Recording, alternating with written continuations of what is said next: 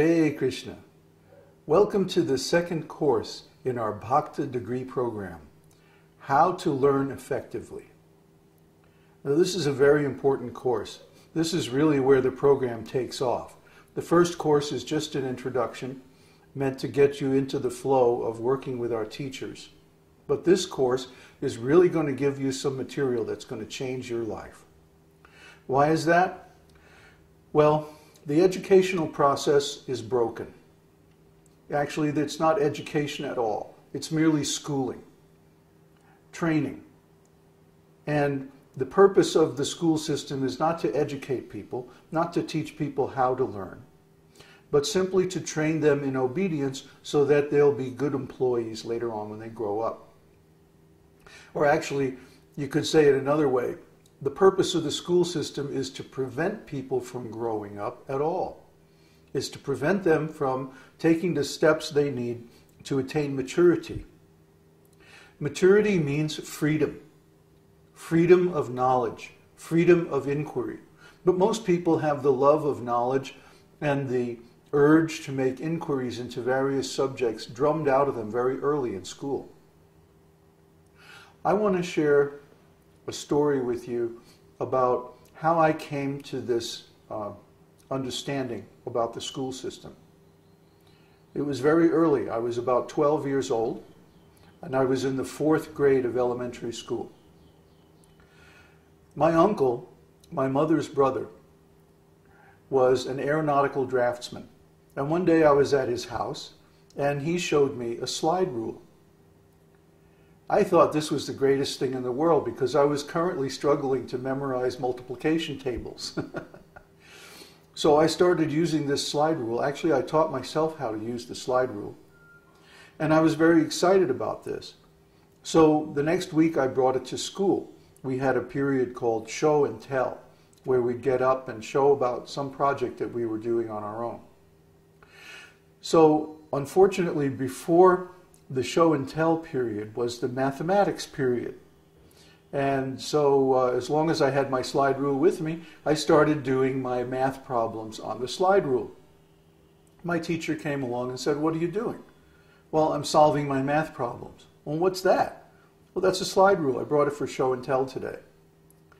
And then my teacher accused me of cheating. And I said, "What do you mean cheating? I'm getting the right answers, aren't I? I've been using this for weeks, and it's worked out fine." Oh, this made her very upset. So we had this long argument about how I was learning independently, and this was not good, and so on and so forth. So I refused to back down, and I found myself in the principal's office. Now, the principal and I had the same discussion. "Oh, you're cheating on your math problems." "No, I'm not. I'm learning independently. I'm doing college-level work." See, this was my position. So I refused to back down, and the teacher actually called my mother and made her come into the school. And then there was a very awkward meeting with the principal, the teacher, my mother, and I. And my mother was like, "What's your problem? The kid is learning on his own. Isn't that what you're supposed to be doing, teaching kids to learn?" And no, he's cheating. He's using a slide rule on his math problems. That was all they could say. They couldn't say anything else. They didn't have anything else to say. And at 12 years old, I was forced to realize that these people are idiots. At that time, of course, I was punished. I was sent back to the 2nd grade for 2 weeks. Fortunately, my 2nd grade teacher was actually a decent human being and allowed me to lead the class in reading and other activities. And when I came back to the 4th grade, I had made a very important decision. Okay, I have to go to school. I have to be there, 5 or 6 hours a day. And while I'm there, I'll do whatever you tell me to do, fine. But once I walk out the door, my time is my own. And I will use it to learn whatever I want to learn. I will not do homework. I will not study. I will simply use my native intelligence to get whatever grades I can get by being in school. And that's it. Your time is during school hours, and the rest is my time. And I had the support of my mother on this. So she even gave me a note that I could take out and read any book whatsoever from the public library, which infuriated the librarian because she was a censor and she didn't want young kids taking out certain books. And of course I was interested in books on yoga and philosophy and other things that she thought I shouldn't have access to. Well, too bad. So I used my young life, my spare time outside of school, not to watch TV, although I did a bit of that, but I used it to practice music, and I used it to read. And especially during the summers, I would read voraciously whatever I wanted to get my hands on. And I have to admit, I didn't understand it very well. A lot of it was way over my head. The point is, I had the freedom to inquire. And most people get that drummed out of them very early.